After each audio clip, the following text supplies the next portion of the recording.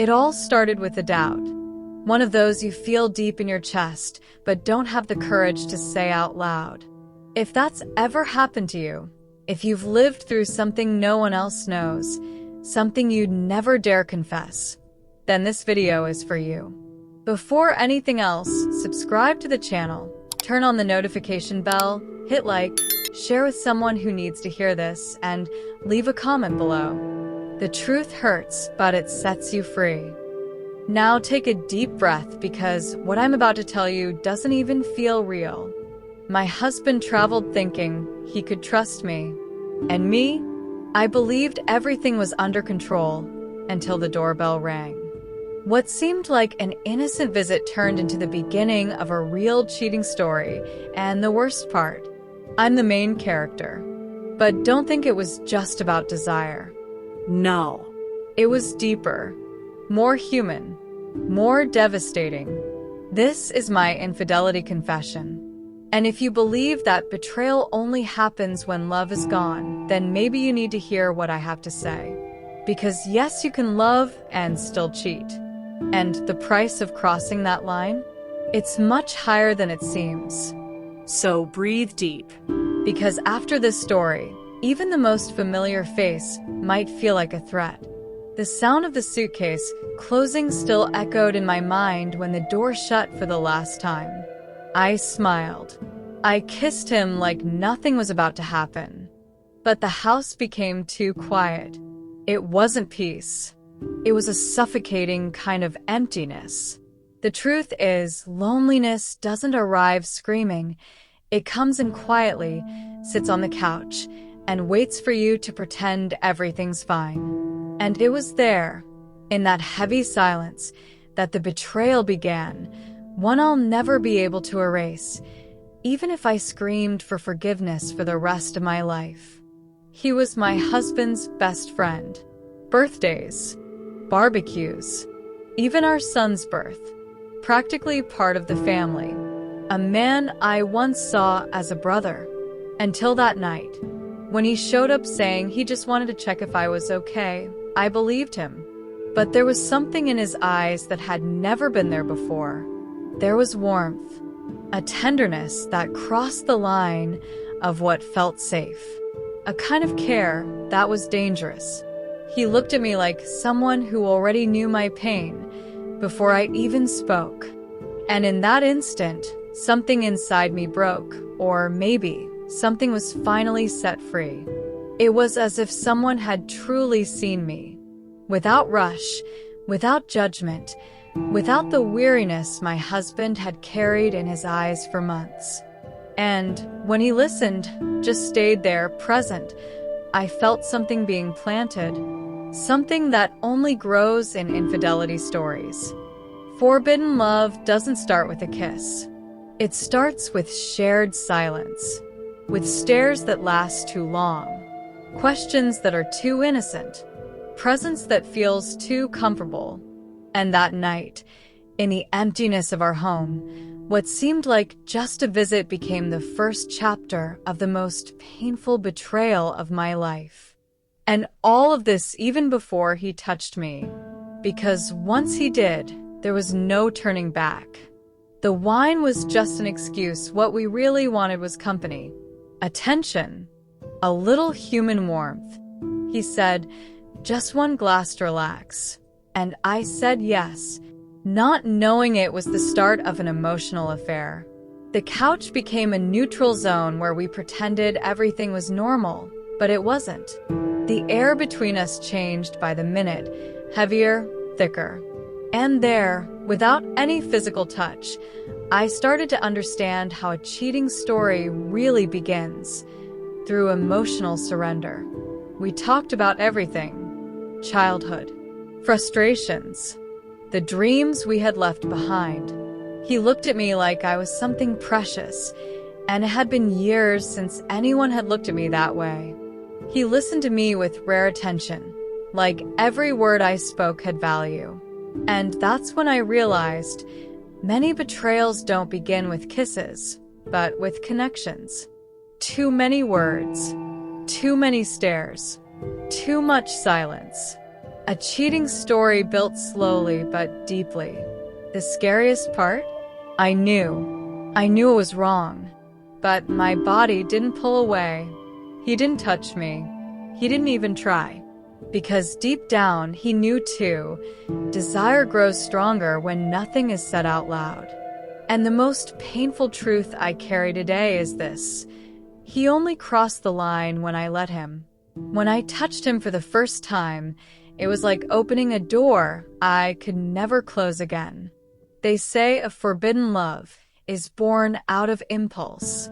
But no, it's born out of absence, of need, of the emptiness someone no longer fills. And in that moment, sitting there in the dim light with our fears laid bare, the absence of my husband was the only thing I could feel. And there on that couch, everything changed. I was no longer just a neglected wife. I became the woman who crossed the line with my husband's best friend. And the worst part, I wanted more. That night, the line between right and wrong disappeared. And once I crossed it, there was no turning back. It wasn't just my body that gave in, it was my soul. We always think we can control the consequences of a mistake, as if betrayal had an off switch. But it doesn't. His touch was different. It carried emotion. It was more than desire. It was a dangerous mix of need, surrender, and guilt, a trio that destroys you from the inside. Typical of every cheating wife story. The next day, I didn't feel relieved or freed. I felt something worse, guilt mixed with longing. The mistake clung to me like a perfume I couldn't wash off. With every message from him, every memory of that night, I drifted further from the role of wife and closer to the role of mistress. That's when it hit me. This wasn't just a slip. It was a story of betrayal. I was split, emotionally torn between two worlds. He, the best friend of my husband, started reaching out more. And me, instead of avoiding it, I fed it. Because after the first time, there's no turning back. The mind gets stuck. The heart hesitates. And the body just wants to repeat what brought it pleasure. It was the beginning of a forbidden love, sweet like poison, addictive like a drug. And I was already trapped. And every time I said, never again, some part of me wanted to say, just one more time. As if something inside me wanted to get a little more lost with each encounter. I didn't even know anymore if I cried for the betrayal or for discovering how far I was capable of lying to myself. And still, every time he messaged me, I replied, knowing it was only a matter of time before he came back. And I gave in again. The sound of the key turning in the door didn't bring relief. It brought fear. He had come back early from his trip, and I wasn't ready. He walked in smiling, with that tired look of someone who just wants a hug. But the peace didn't last. It was just a random notification. A silly mistake. A message I should have deleted. But in an infidelity confession, it's always the forgotten detail that destroys everything. He didn't say a word. He didn't have to. His silence cut deeper than any scream. He simply turned the phone toward me, and our eyes met. There was no hatred, just disappointment. A dry, silent pain. The pain of someone betrayed by the person they trusted the most. It was the beginning of a betrayal story he never chose to live, but now it was there in front of him, with no escape. I tried to explain. I tried to cry. I tried to justify what, deep down, I couldn't even forgive in myself. But what hurt the most was realizing he didn't react like in the movies. He didn't scream. He didn't insult me. He didn't break anything. He just stopped seeing me, as if everything I had been to him died in that 1 second. And the worst part? He didn't even feel anger, just absence. And his best friend disappeared. No warning, no explanation, vanished. It was just the two of us, me and him. But we weren't a couple anymore. We were the wreckage of a broken love. A truth revealed doesn't set you free. It crushes you. And in the space where trust once lived, now there was only the echo of what we used to be.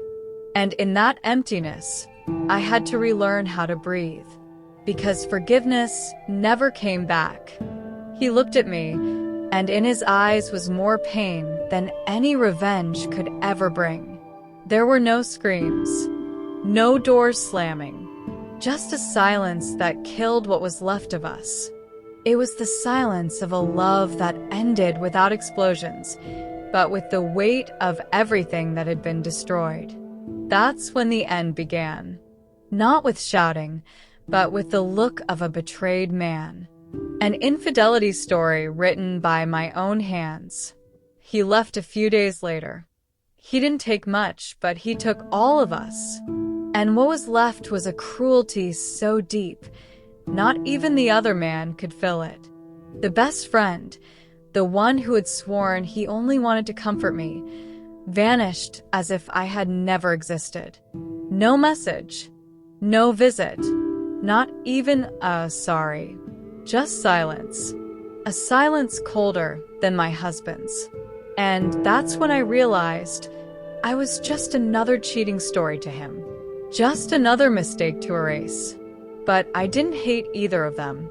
I hated myself for betraying myself, for believing I could hurt someone so good without consequences, for being weak and punished in the worst way, with abandonment.